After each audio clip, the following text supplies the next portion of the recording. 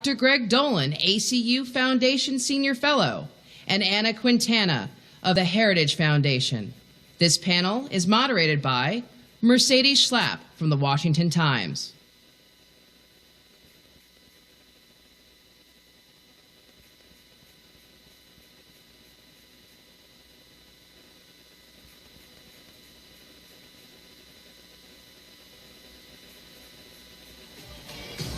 All right. I think you're right here. Yeah. You're in my second one. All right. You want me in? Yeah, I think she wanted in this as well. Hi, everyone. Thank you for staying with us today. It's been quite a morning. What do you all think so far? Well, we did want Bernie Sanders to be here with us, considering that his name is on the panel, but unfortunately couldn't be here with us because I'm thinking he's hanging out with his socialist friends or something. So instead, we brought together such a fabulous panel here with us today.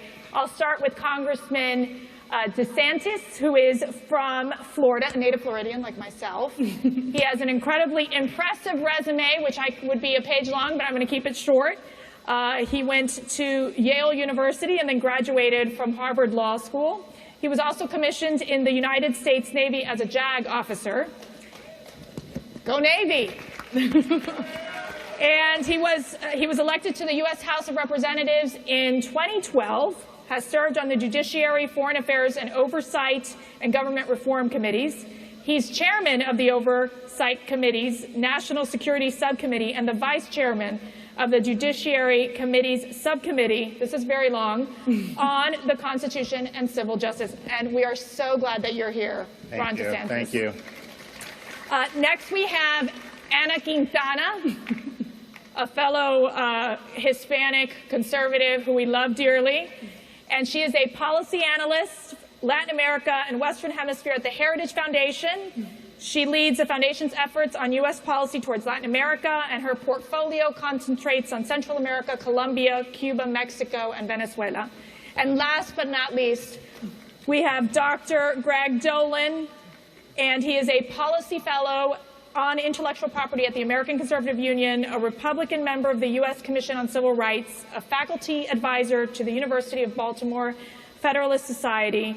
He is also at the University of Baltimore, serves as director of the Center for Medicine and Law, and there's a lot of other things he does, but it is so long that we're just going to skip it and get right to the panel. So let's talk about this. Let's set the stage.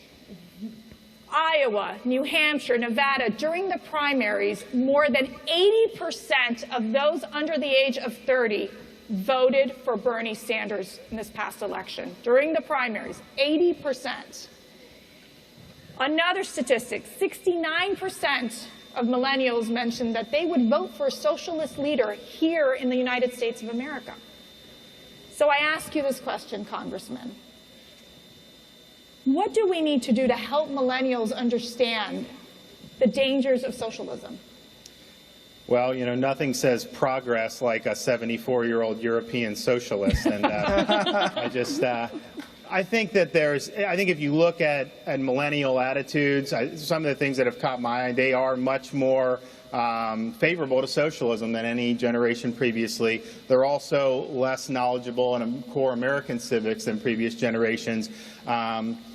You know, and so you look, and they're even less patriotic, the World War II generation the most, and then they are pretty conspicuous. And you ask why that is. I think one of the reasons is there's been less of an emphasis in this generation on the founding principles that make our country unique. And if you go back and really study this when you're in middle school and high school and, of course, in college, which is very difficult to get nowadays given how left-wing the faculties are, you understand how America was different than the governments that came before, how ultimately we're endowed by God with our rights, and then we're delegating to the government limited authority to basically protect our freedom and create a society in which we can make the most of our own God-given talents. When you understand that and understand why America is different, what the Founding Fathers others got right. I think that you're better able to see some of the fallacies when you have the real big government leftist programs put forward by people like Bernie Sanders. But without that foundation, some of that stuff may sound more alluring than we know that it actually is. No, that's absolutely right. And Anna, you who understands from Latin America, we're seeing Venezuela. You wrote a piece talking about Venezuela being a time bomb. Yes. What have we seen? We've seen a country that was viewed as a democracy into this conversion into what I would call a desperate situation for the Venezuelan people. How would you describe that? And what does it teach us here in America? What do we have to be looking for to ensure we don't go in that direction? I mean, Venezuela is the epitome of a ticking time bomb. I mean, it's been happening for the past 21 years, just this downward slide. This is a country that has the world's largest oil reserves, more than Saudi Arabia. People think that's where the oil is in the Middle East. It's actually in Venezuela. But in fact, you have now a country that in just 20 years has done what the Castro regime would have took them over half a century to accomplish in Cuba. People are starving, children are dying because respirators, there's no electricity in hospitals, because doctors have to operate using an iPhone flashlight. That's the desperate situation. Venezuelans right now are... But what caused that? What caused that What caused it? Socialist economic policies, government mismanagement, and absolute corruption. Hugo Chavez had what he called his 21st century socialist movement, and that's what he expanded throughout all of Latin America. It's, we are going to create this big anti-American socialist empire, and in the meanwhile, he and the rest of the cronies, I mean, he's created an absolute kleptocracy. They stole it all with this fallacy that socialism is something that's good. I mean, we were reading today about how Venezuelans are now on average losing about 20 pounds a year from a lack of food, and this is a country, again, that has the world's largest oil reserves. Dr. Dolin, you were born in the former Soviet Union. You understand firsthand what it is to live under communism. How would you describe that? Well, so you're right. I was born in the former Soviet Union. My mother is a physician. She's a physician here, but she was a physician there. Healthcare there is free, and it's great. You go to the hospital, it's totally free. Nobody asks you for any money. I mean, it's a small point that when you get there, there's no medicine, but, you know, it's free. And when my mother she was a surgeon back then, when she operated, it's a small point that there were no disposable gloves, and they literally had to boil them, and they would stretch out, and they would sort of stretch it over their hand and then tie them up in a knot so they wouldn't slip during surgery. But it's free, right? So and I think what Anna mentioned, kind of the corruption. Part of the things that I think millennials don't understand is that at bottom, you know, people are people no matter what, and there are good people and there are bad people, and once you give people power, there's going to be some who, you know, some people are going to be conscientious, but some will abuse it. And the virtue of capitalism is that if you have a corrupt hospital on the east side of your town, they'll be run out of business. You'll go to the west side. But if you have a government that runs the system alone, well, guess who got medication there? It was not based on who needed them, it was based who had connections. And everybody played that game. And, I'm not, my parents played that game. And so when we had to go to the hospital, my brother, who spent the first few months of his life in the hospital, was treated better than other kids with the same condition. Why? Because my mom had connections. She was a physician herself. Is it fair? No, but that's the system when you have no other outlet, when you cannot do the free market. So, Congressman, let's go back to the free stuff. Bernie Sanders wants to offer free health care, free college. I mean, it's enticing. What message do you send to the millennials to say, wait a second, this is too far, too much? Well, I think part of it is when you're, particularly in college, a lot of this stuff is not necessarily, the same as people who've actually been out in the real world and understand that there just isn't anything that's free. Somebody is going to pay for it, and if you're just going to say that you could never have to pay for health care as an individual, well, there's going to be somebody, a taxpayer or a business or someone that's going to have to pick up that tab, and it hasn't worked out well when government is incentivizing more and more behavior. So I think, like with the college, I'm very supportive of people going to college to get a good education, but I also realize that there are a lot of people who can do a lot of good things without necessarily going to college by learning vocational skills and a trade, and there's there's a need for that in our economy too. And just say that, the government says, you need to do this, I don't think is necessarily the right thing. So it sounds a lot better, I think, superficially. When you actually get down into the details and start thinking about it, it doesn't make quite as much sense. Do you think there's a sense of entitlement, the fact that they feel that they should be entitled to get free college? There's this rising cost of college. They have lower wages. How do they battle that? Well, part of the reason colleges' costs are rising is because of government subsidies up to this point, because colleges see the availability of this, and then they're able to increase the tuition knowing that the student may not be any better off or maybe slightly better off, but the college is definitely better off. And so we've kind of gone down the road of subsidization. If you look over the last 20, 30 years, almost all regular consumer goods, electronics, you name it, have either gone down or relatively. Education, higher education, has just gone through the roof, and part of that is because of government policies. Going back, Anna, to this idea of the index of economic freedom, I think that's one of the issues that you researched, tackled on, discussed, written about. Can you explain a little bit of where these countries lie? You look at Cuba, Venezuela, North Korea, and I think it's really a very telling lesson there. So the Heritage Foundation publishes what's called the Index of Economic Freedom. We assess every country's relative level of economic freedom by looking at rule of law, government regulations, fiscal freedoms, the things that make an economy vibrant. And in the past 23 years that we've been doing this, Venezuela's score has dropped the most out of any country. Right now, the last three countries in order are Cuba, Venezuela, and North Korea. The country with the most oil right now only has an economic freedom score better than North Korea. That is mind-blowing, and that explicitly tells you that there is this intrinsic connection between economic freedom, democracy, the rule of law, and prosperity completely. And I mean,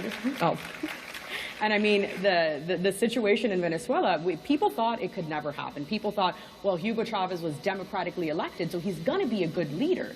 Democracy and just elections do not necessarily mean good economic policies. I mean, look at the past 8 years. President Obama was democratically elected, but look at the horrible policies that we were forced to live under. And I think that's what we need to watch out for, right? Because government is extremely powerful. And once we vote for somebody, once we put somebody in office, they're given an extreme power. I mean, you are someone who's in office. You are a very powerful person. And we wow, this is good to be sitting next to the I know, right? person. Too bad Congress has delegated so much of its Article 1 power. But and we hope you take it back, sir. But, and I think that's definitely something we should be very wary of. So, and this brings a larger case of when you look at Venezuela in particular, Chavez, President Maduro now, how were they able to sell their message to the masses? I mean, they used to be able to sell it, right? Because when Venezuela, oil prices were high, they just gave everybody everything for free. I mean, party loyalists were given free refrigerators, coolers, food. I mean, all the sorts of goodies that, just keep people loyal to the party. But now that the oil money is running out. I mean, they essentially just don't have the ability to continue paying people off anymore. They're doing it by force. Venezuela currently has more political prisoners than Cuba. I mean, that is mind-blowing, right? Venezuela right now is actively, violently going after their political prisoners. So this goes into the question of freedom of speech, freedom of the press, the impact there. Dr. Dolin, you teach law. That is an area, I think, that has to be looked at very carefully. What are your thoughts on that? And when you see these governments starting to infiltrate what you would consider the press and shutting down freedom of speech? What we have going for us in the United States is the idea of free, that I can say anything with few exceptions. I can't libel people. I can't, call people, criminals when they haven't actually committed any crimes. But anything beyond that really goes. And that means sometimes we say mean things to each other, and, is that great? Maybe not, but we don't have government coming down on us. But the problem is going back to what millennials think, right? And what they're sort of taught or mistaught is that they think there's a right not to be offended. And so all of a sudden there's this, hate speech is prohibited. And when I ask them, well, what's hate speech? Well, it's whatever I don't happen to like at any given moment, right? And so not only is it, we're going to sort of defriend you, you're not going to be friends with somebody because we think you're a hateful person, and that's fine. So you should lose your job. Mm-hmm. You should be fined, right? You should not be, it's fundamentally misunderstanding what this country is about. And ultimately, I think that its ability to go, it was one of Ronald Reagan's favorite jokes about the difference between America and the Soviet Union. And the joke goes like this. A Soviet citizen and an American citizen, they talk to each other, and American citizen says, like, America is great. I can go demonstrate in front of the White House and say, I don't like the way President Reagan is running his country. And so he says, like, that's no big deal. I can go to the Red Square and say, I don't like the way President Reagan is running his country too, right? And the point is that because, nowadays you see in the newspapers, the town halls, because people are yelling at you, congressmen at your town halls, that's what basically is keeping you honest. You have to tell them that you don't have to agree with them, but you have to explain to them what you're doing is right from your perspective. And if they don't like it, they vote you out. But in other countries, it's not the election, it's the second and third election. Right. And many times it's the military or the intelligentsia that, there won't be that concept of a free election. And we know this. I know that you have many Cubans, a lot of Venezuelans in Florida and Colombians. What do you think has been their reaction to what we've seen in the downfall in Venezuela? Well, I think, like a lot of the Cuban Americans, this is not a surprise at all because they experience, or their families experience, the fallacy of socialism and communist rule in Cuba. You had an island that was relatively prosperous, and while there was a need for democratic reforms, basically it's been imprisoned and they've made no economic progress. You have thousands and thousands of people that have come to the United States and have done very, very well. We had 2 Cubans running for president in the final. We have people in the Congress. We have people in business, all this other stuff. If they had stayed in Cuba, they would have been in prison. They wouldn't have been able to do anything. So I think a lot of this stuff in Venezuela is very predictable for anyone who has experience with the Castro experience. And I think that this is, and in fact, if they're even less free than North Korea and Cuba, they've gone totally in this tank, and it's a disaster. And we would love to see some change, some democratic change in Venezuela. That's for sure. You also talk about the patriotism and the key that, and I would exclude the millennials who are all in this conference because I think you understand the key, the importance of American exceptionalism and patriotism.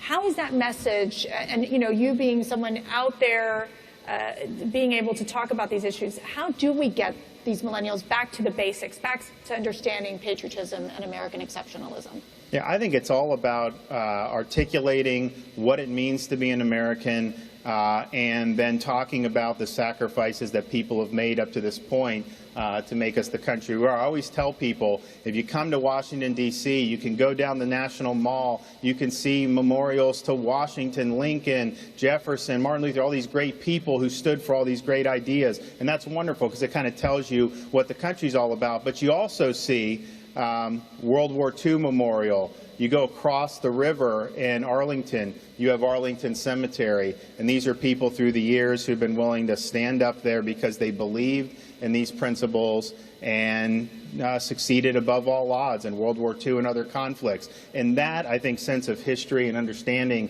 that it doesn't matter where your ancestors came from, you're part of this great story, I think makes a big difference. And I would just want to add to that, I think that's where parents, grandparents, aunts, and uncles, it's your responsibility out there to take this message to your grandchildren and to your children as well, your nieces and nephews, to be able to talk about that. I think that's going to be incredible because not everyone can come to Washington, but you can take Washington back to them. And even bringing them to this conference, I think, also gives them an education in and of itself. So, Anna, on Venezuela. President Trump met with the wife of a Venezuelan opposition leader, currently a political prisoner as well. Can you tell us about that exchange? Can you tell us what, I think it was Lillian? Yes. That her experience and what she was able to share with the president? So she met with President Trump, met with the wife of Leopoldo Lopez. He's been in prison in Venezuela for over 3 years now, simply for being an opposition activist. He was previously a political figure. He was a very well-known person in Venezuela. And his wife, Lillian, when she met with President Trump, expressed to him every time that she would go visit her husband, the Venezuelan government rips off her clothing to inspect her her and his mother. I mean, she's a single mother now out there fighting for the freedom of her husband, and it's something that the previous administration, unfortunately, did not take seriously. I mean, they kind of relegated him and they pushed him back to the back burner, and we see now President Trump and Vice President Pence in the first month of their administration meeting with her before they've met with many of our allies. I mean, that sends an incredibly strong message. And her message is just, America needs to stand up and fight for what's right in Latin America. And unfortunately, President Obama did not do that. We saw what he did with his Cuba policy, which was an absolute sad sellout to the Cuban people and to the Venezuelan people by extension. And I think that's something the administration seems to be moving forward on, kind of recalibrating and reversing the mistakes that were made there. So, Dr. Dolin, I know one of your areas is healthcare and understanding. We've seen, again, moving towards, with Obamacare, the socialized medicine, this idea of how it even impacts millennials, the idea that Democrats are always pushing the single-payer system. Tell us about your thoughts of where the flaws are there, and why it is so important for Congress, not because we have a congressman sitting on the panel, but for Congress to move swiftly in repealing and... Sure, but let me before I answer that question, Congressman was saying before, how do we, because I think it's part and parcel of it, how do we do patriotism? I mean, in 50 years, we've gone from ask not what your country can do for you, ask what you can do for your country, to I need free health care and free college, right? Yeah. And that's a problem. Because at the end of the day, there is no free, right? Somebody pays. But why Affordable Care Act, why Obamacare is a problem? Look, I am a guy who thinks that if you're sick, there should be a way for you to access health care. The problem with single payer system is getting a card that says you're insured. It's not the same thing as getting care. It's cheap to print out an answer card and say, there it is, right? But that's not care. And a lot of my friends who I went to my school with, they fix companies where they don't, they do cash business, right? They do plastic surgery, right? So because they can't make ends meet from their $200,000 loans, practicing fundamentally. Single-payer system is incentives. And the problem is that single-payer system doesn't get you to these cutting-edge innovations. Now, look, American healthcare system has a lot of problems. We overuse it. We ask that, all the sort of the fancy things be used in oftentimes when they don't need to be used, instead of actually listening to the patient, doing simple physical exam.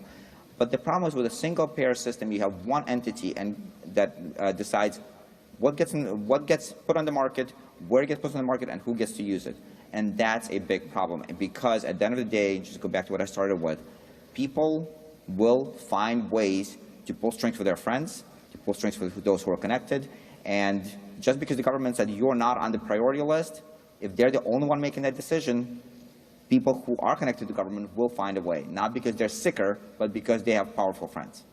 You're dealing right now with the Obamacare replace and repeal, replace, repair, whatever we're going to do to say today. What are the challenges in terms of, for especially in helping to deliver a message to millennials, to families really, on the fact that, look, healthcare is not free, but we want to make sure you have affordable and accessible healthcare. Well, I think the millennial experience, or younger people with Obamacare, how they're treated in these exchanges, is pretty instructive, because the premiums that they're charged are way above what you would charge in an actuarially, honest system, and then their deductibles are through the roof. So you have these people in their 20s paying hundreds of dollars a month potentially, and then having an $8,000 or $10,000 deductible. That's functionally equivalent to just throwing their money away. I mean, they're not going to access care with that. Right. And so. And so the question is that something that is good? They're being forced into this. A lot of them are actually just deciding to pay the penalty, because the penalty is a lot less, and then they don't have to worry. But so what happens is, if they stay in, they're forced in, they're wasting a lot of money on policies that don't work for them, and they could obviously have other policies if you didn't have the Obamacare restrictions and mandates. But then if they leave and pay the penalty, then that makes the exchanges on the path to effectively a slow motion Russian death spiral. So how millennials have been treated in these exchanges, I think, is a window into how the law has failed in terms of its command and control structure. So Anna, why do you feel that the millennials have this romantic view of socialism? I mean, I just remember, and communism, I remember Justin Trudeau, the Prime Minister from Canada, when the dictator Fidel Castro died, who wrote these flowery words about Fidel Castro. Why is that romance? What is it about? Because they have absolutely no concept of reality, right? I mean, Jill Stein did the exact same thing. I mean, her eulogy of Fidel Castro was mind-blowing. You would think it was this great, heroic, democratic figure who passed away. I mean, but the way she just put him up on a pedestal, it's really, it just shows where their moral compass lies, right, and where it's kind of taken them. And I fundamentally think it's because a lot of millennials, and I mean, I'm a millennial, but I feel that my parents were political refugees from Cuba. I mean, you come from the same background. Your father was a political prisoner in Cuba. You understand it because you had family who lived it. And it's my same experience as well. And because I've had that personal experience, I completely understand the dangers of socialism. And you completely understand the dangers of a powerful government and how, I mean, regardless of what Hollywood tells you or all the people wearing the cool Che Guevara t-shirts, it's not reality. So I think in addition to millennials coming to DC and them learning the American story, I really think they need to take a one-way ticket to Cuba, spend some time there, and then come back and tell me how great socialism is. That's right. Yeah. Dr. Dolin, do you feel that the U.S., or I would say the Democratic Party, is normalizing socialism in America? You know, I don't want to paint everybody with a big broad brush. I'm sure that there are people, but yes. I mean, I work in academia, so the viewpoints of most of my colleagues spans from like Lenin to Marx, and that's pretty much it. But yes, I mean, part of the problem, I think Anna is absolutely right. The reason millennials are enthralled with, or some are enthralled with socialism, is because they haven't experienced it. All they see is kind of these flowery eulogies to people like Fidel Castro.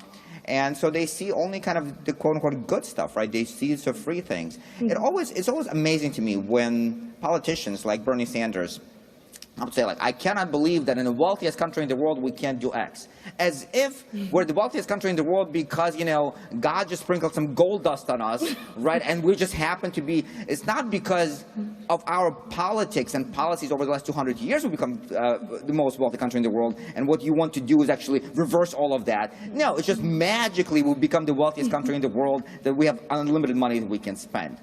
It's that lack of understanding that of cause and effect, that the reason we're wealthy is because of our work ethic, because of our policies, because of our constitution, is because, we just happen to be wealthy and therefore money is unlimited and we can just spend it anywhere we like. How concerned are you that we are in that process of that so many millennials feel that they could elect a socialist leader? Well, it's concerning. I think one thing to think about, though, if you have some of these younger folks in their 20s, they've never really experienced a booming economy. And so their view of capitalism, part of it, they have liberal professors that are more left and command and control, Keynesian or worse.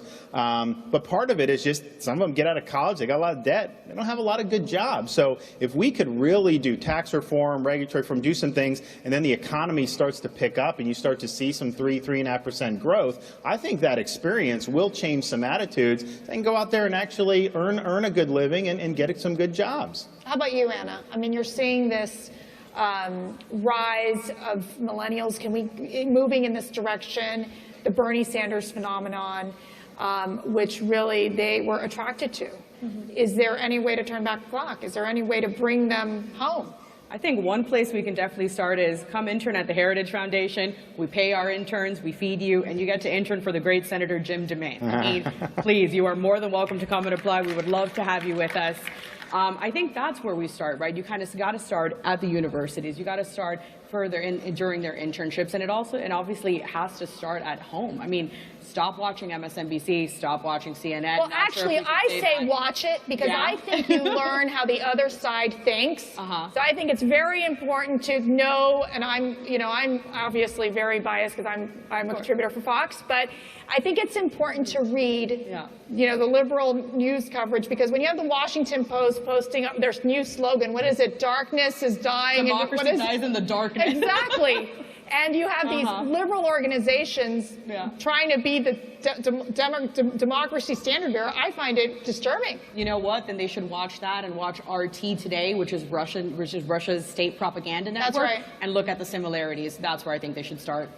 And just I want to basically spend 30 seconds just in closing. I would love for each of you to give your perspective on free stuff versus freedom.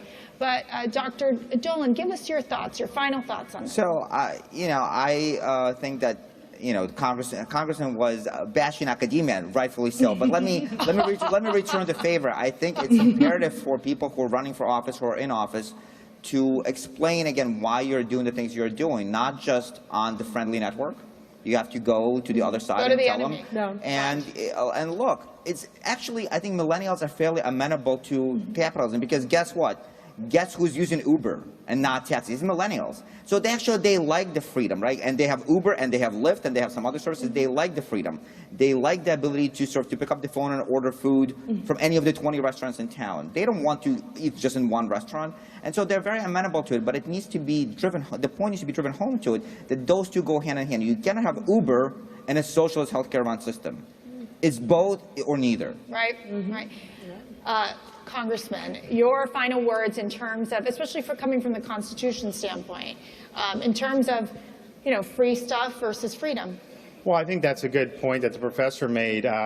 The young folks enjoy freedom in their daily lives with the choices they make. And if you want to maintain a truly free society where you're going to make your own decisions, write your own story in your life, make the most of your God-given ability, the best way known to man is to have a constitutional system that divides power, that limits power, and that ultimately has power residing with the American people. And that's our constitutional system, and that's our history. Anna, final thoughts? So I come from the foreign policy world, right? I work on foreign policy issues, and I think if we want to see the best test case of where socialism has gone wrong, obviously look at the former Soviet Union, but look at Cuba, look at Venezuela, follow the situation. You can see what's happening there has been an absolute humanitarian crisis, and we would never want even something remotely similar to that happening at home. And I can't thank you enough. We have such an amazing panel here, and I just want to say that, this is a personal topic for me. My father was a political prisoner in Cuba for 6 years. He's actually sitting right over here. Hi, Dad. And he lost his home. He lost his businesses. He had to fight for freedom.